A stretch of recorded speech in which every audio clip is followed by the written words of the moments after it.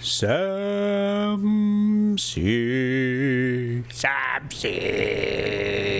Story time with Ronnie.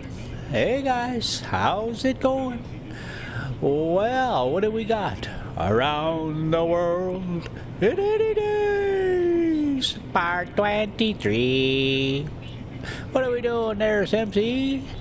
We're heading through the Salt River Canyon again.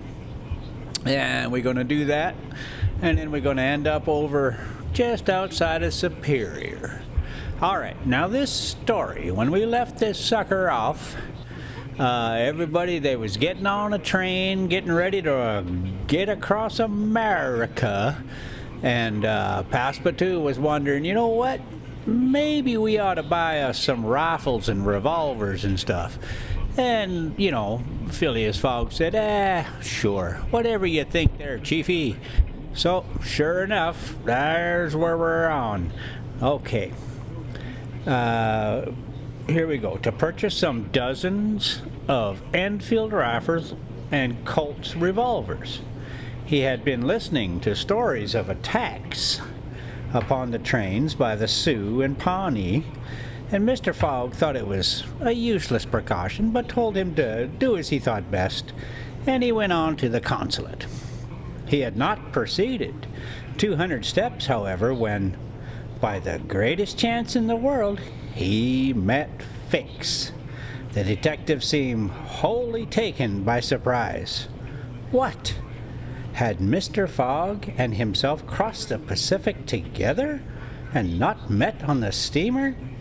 At least Fix felt honored to behold once more the gentleman to whom he owed so much, and, as his business recalled him, to Europe. He should be delighted to continue the journey in such pleasant company. I got a feeling old Mr. Phileas Fogg is getting just a little suspicious by this point. Mr. Fogg replied that the honor would be his, and the detective, who was determined not to lose sight of him, begged permission to accompany them in their walk about San Francisco, a request Mr. Fogg readily granted. They soon found themselves in Montgomery Street, where a great crowd was collected. The sidewalks, street, horse car rails, the shop doors, the windows of the houses, and even the roofs were full of people. Men were going about carrying large posters, and flags and streamers were floating in the wind, while loud cries were heard on every hand. Hooray for Cammerfield! Hooray for Mandaboy! It was a political meeting. At least so Fix conjectured, who said to Mr. Fogg, "Perhaps we had better not mingle with the crowd. There may be danger in it." "Yes," returned Mr. Fogg, "and blows, even if they are political, are still blows." Ha! Fix, boy, wouldn't that be something, eh? Fix smiled at this remark, and, in order to be able to see without being jostled about, the party took up a position on the top of a flight of steps situated at the upper end of Montgomery Street. Opposite them, on the other side of the street, between a coal wharf and a petroleum warehouse, a large platform had been erected in the open air, toward which the current of the crowd seemed to be directed. For what purpose was this meeting? What was the occasion of this excited assemblage? Phileas Fogg could not imagine. Was it to nominate some high official? A governor, or maybe a member of Congress? It was not improbable, so agitated was the multitude before them. Just at this moment, there was an unusual stir in the human mass. All the hands were raised in the air. Some, tightly closed, seemed to disappear suddenly in the midst of the cries. An energetic way, no doubt, of casting a vote. The crowd swayed back. The banners and flags wavered, disappeared in an instant, then reappeared in tatters. The undulations of the human surge reached the steps, while all the heads floundered on the surface like a sea agitated by a squall. Many of the black hats disappeared, and the greater part of the crowd seemed to have diminished in height. "It is evidently a meeting," said Fix, "and its object must be an exciting one. I should not wonder if it were about the Alabama." Oh, there's an asterisk here. Oh, see the footnote on page 20? Well, that's like a million miles ago. Let's go back here to page 20 and just see what we see for a footnote. Oh, here it is. Oh, there it is. Alabama claims were claims made by the U.S. government against Great Britain for damages inflicted on ships of the North during the Civil War by the Alabama and other Confederate ships. The ships were built and supported by Great Britain. Oh, okay. Despite the fact that that question is settled. "Perhaps," replied Mr. Fogg simply. "At least there are two champions in presence of each other, the Honorable Mr. Cammerfield and the Honorable Mr. Mandaboy." All right, let's just wet our whistle and take a look at this little drive, that Salt River Canyon thingy. Always so exciting, always so. We're just starting to hit them rumble strips. That's a good green alligator right there. All right. Euda, leaning upon Mr. Fogg's arm, observed the tumultuous scene with surprise, while Fix asked a man near him what the cause of it all was. Before the man could reply, a fresh agitation arose. Hurrahs and excited shouts were heard. The staffs of the banners began to be used as offensive weapons, and fists flew about in every direction. Thumps were exchanged from the tops of the carriages and omnibuses, which had been blocked up in the crowd. Boots and shoes went whirling through the air, and Mr. Fogg thought he even heard the crack of revolvers mingling in the din. The rout approached the stairway and flowed over the lower step. One of the parties had evidently been repulsed, but the mere lookers-on could not tell whether Mandaboy or Cammerfield had gained the upper hand. "It would be prudent for us to retire," said Mr. Fix, who was anxious that Mr. Fogg should not receive any injury, at least until they got back to London. "If there is a question about England in all of this, and we were recognized, I fear it would go hard with us." "An English subject," began Mr. Fogg. He did not finish his sentence, for a terrific hubbub now arose on the terrace behind the flight of steps where they stood, and there were frantic shouts of "Hurrah for Mandaboy! Hip, hip, hurrah!" It was a band of voters coming to the rescue of their allies and taking the Cammerfield forces in flank. Mr. Fogg, Euda, and Fix found themselves between two fires, and it was too late to escape. The torrent of men, armed with loaded canes and sticks, was irresistible. Phileas Fogg and Fix were roughly hustled in their attempts to protect their fair companion. The former, as cool as ever, tried to defend himself with the weapons which nature has placed at the end of every Englishman's arm, but in vain. A big, brawny fellow with a red beard, flushed face, and broad shoulders, who seemed to be the chief of the band, raised his clenched fist to strike Mr. Fogg, whom he would have given a crushing blow, had not Fix rushed in and received it in his stead. An enormous bruise immediately made its appearance under the detective's silk hat, which was completely smashed in. "Yankee!" exclaimed Mr. Fogg, darting a contemptuous look at the ruffian. "Englishman," returned the other. "We will meet again. When you please. What is your name?" "Phileas Fogg. And yours?" "Colonel Stamp Proctor." The human tide now swept by.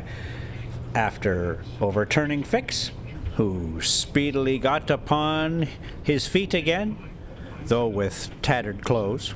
Happily, he was not seriously hurt. His traveling overcoat was divided into 2 unequal parts. His trousers resembled those of certain Indian, which fit less compactly than they are easy to put on. Aouda had escaped unharmed, and Fix alone bore the marks of the fray in his black and blue bruise.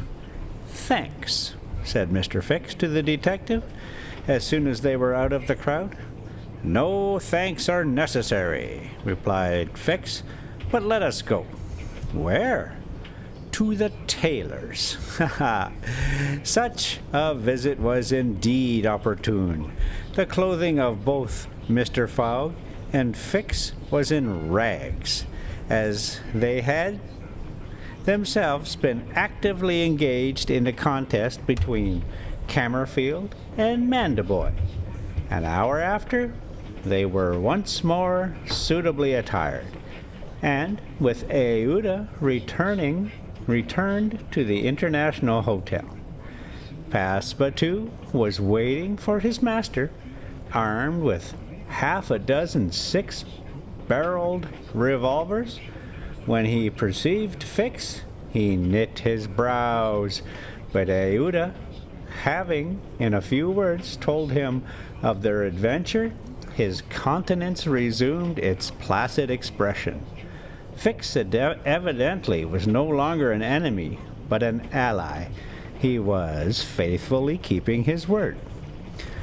Dinner over, the coach, which was to convey the passengers and their luggage to the station, drew up to the door. As he was getting in, Mr. Fogg said to Fix, "You have not seen this Colonel Proctor again?" "No."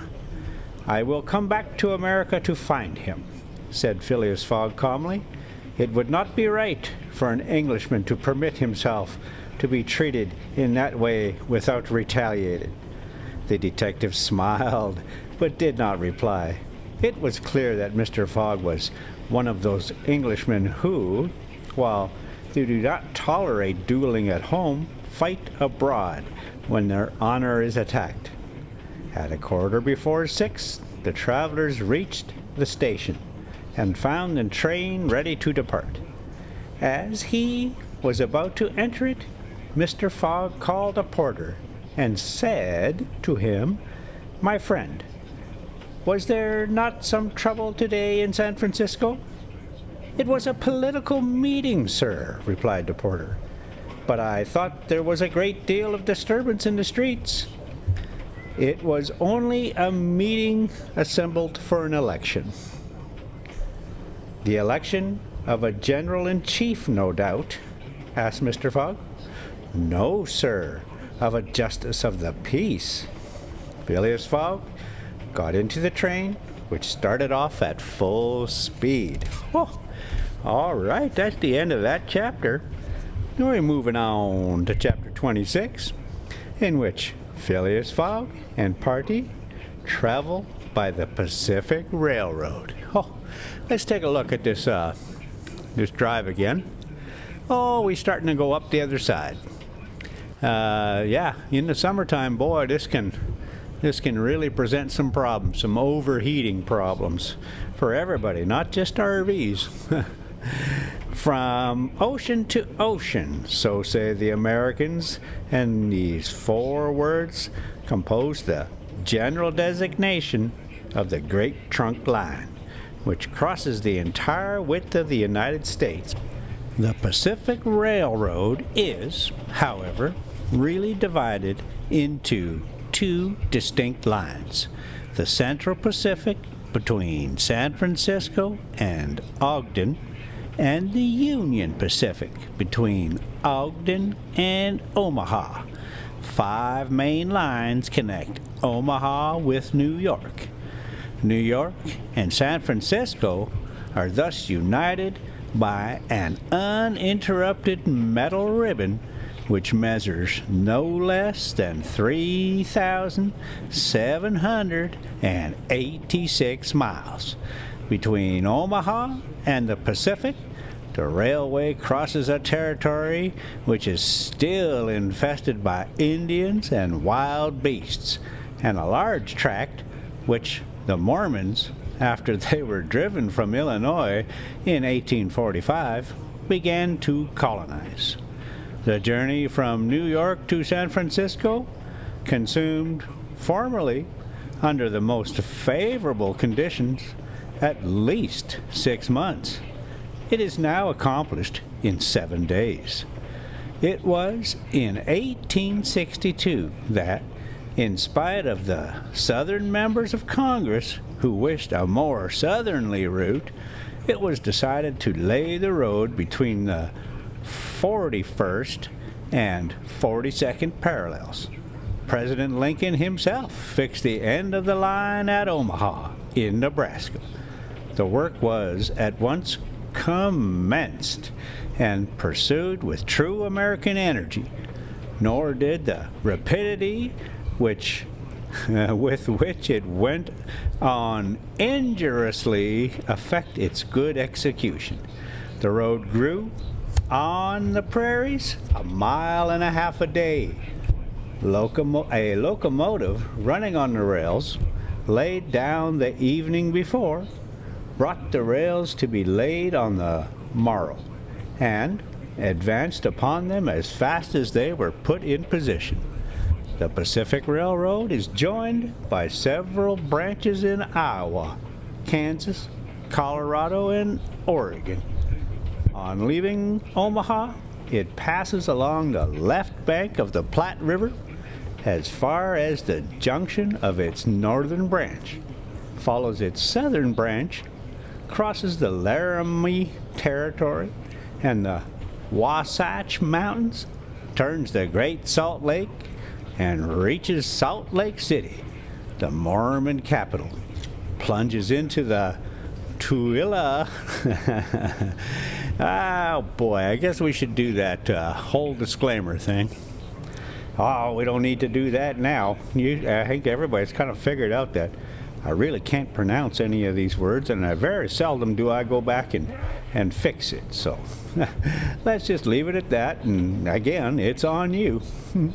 Across the American desert, Cedar and Humboldt Mountains, the Sierra Nevada, and descends via Sacramento to the Pacific. Its grade, even on the Rocky Mountains, never exceeding 112 feet to the mile. Such was the road to be traversed in 7 days, which could enable Phileas Fogg, at least, so he hoped, to take the Atlantic steamer to New York on the 11th for Liverpool. The car, which he occupied, was a sort of long omnibus on 8 wheels, and with no compartments in the interior, it was supplied with 2 rows of seats, perpendicular to the direction of the train, on either side of an aisle which conducted to the front and rear platforms. These platforms were found throughout the train, and the passengers were able to pass from one end of the train to the other. It was supplied with saloon cars, balcony cars, restaurants, and smoking cars. Theater cars alone were wanting, and they will have these someday. Let's take a look and see what we're doing. Oh, we're just popping up the other side here. And, a little bit of rain, always nice. Nothing special. Oh boy, this curve coming up right up here. If I could find some of my footage, I had a little bit of footage there where there was a semi truck turned over on its side, rubbing up against the rail there. That must have been a pretty scary day for that guy, I'll tell you what. All right, here, let's get back to this story now before we get too carried away with looking at the drive, and we end up just looking at the drive. Books and news dealers, sellers of edibles, drinkables, and cigars, who seemed to have plenty of customers, were continually circulating in the aisles. The train left Oakland Station at 6 o'clock, and it was already night, cold and cheerless, the heavens being overcast with clouds which seemed to threaten snow. The train did not proceed rapidly.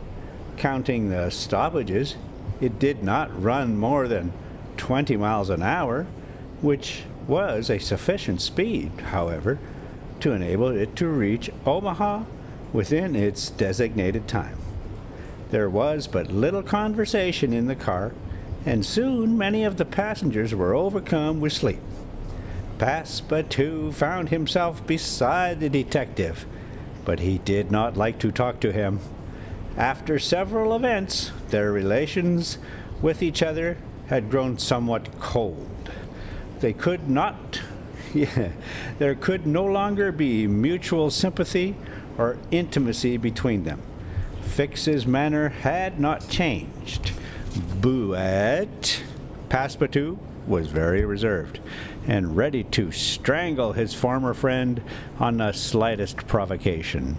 They should be. The guy roofied him and then ditched him. Snow began to fall an hour after they started. A fine snow, however, which happily could not obstruct the train. Nothing could be seen from the windows but a vast white sheet, against which the smoke of the locomotive had a grayish aspect. At 8 o'clock, a steward entered the car and announced that the time was the time for going to bed had arrived, and in a few minutes the car was transformed. Oh boy, the car was transformed into a dormitory. The backs of the seats were thrown back, bedsteads, carefully packed, were rolled out by an ingenious system. Berths were suddenly improvised, and each traveler had soon at his disposition a comfortable bed, protection from curious eyes by thick curtains. The sheets were clean and the pillows soft. It only remained to go to bed and sleep, which everybody did. While the train sped on across the state of California. The country between San Francisco and Sacramento is not very hilly. The Central Pacific, taking Sacramento for its starting point, extends eastward to meet the road from Omaha. The line from Sacramento, oh boy, I knew it was going to happen. The line from San Francisco to Sacramento runs in a northeasterly direction along the American River, which empties into San Pablo Bay.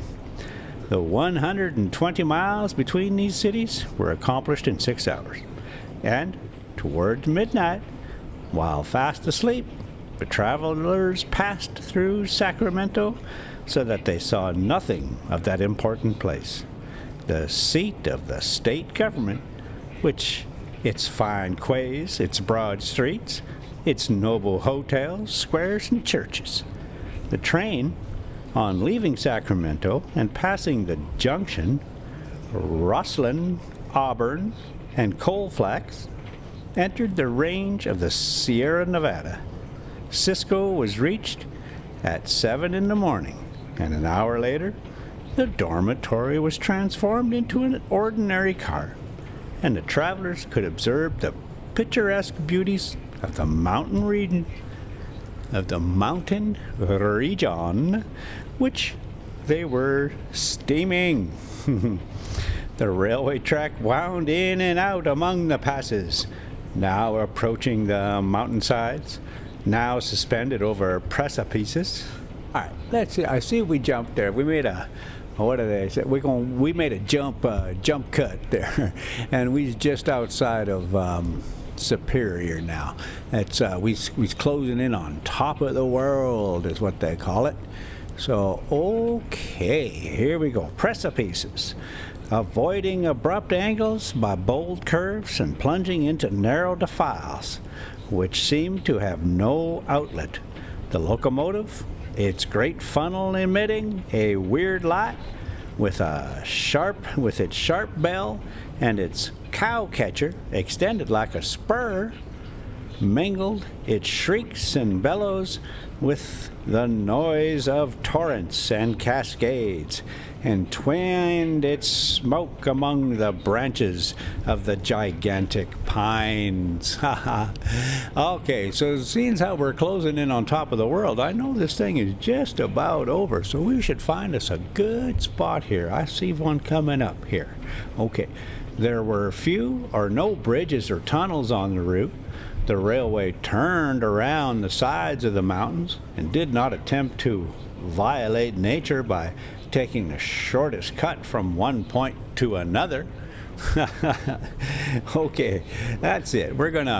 I think we're gonna leave it there. We're gonna take a little peekaboo here and we'll just leave it there, right there. Oh yeah, we're coming up on that little top of the world town. It's a nice little place, and they're always trying to get the road to go a different direction. All right, thank you so much for coming along, and we'll get a little further down the road next time. Okay, there's Big Ronnie in travel mode.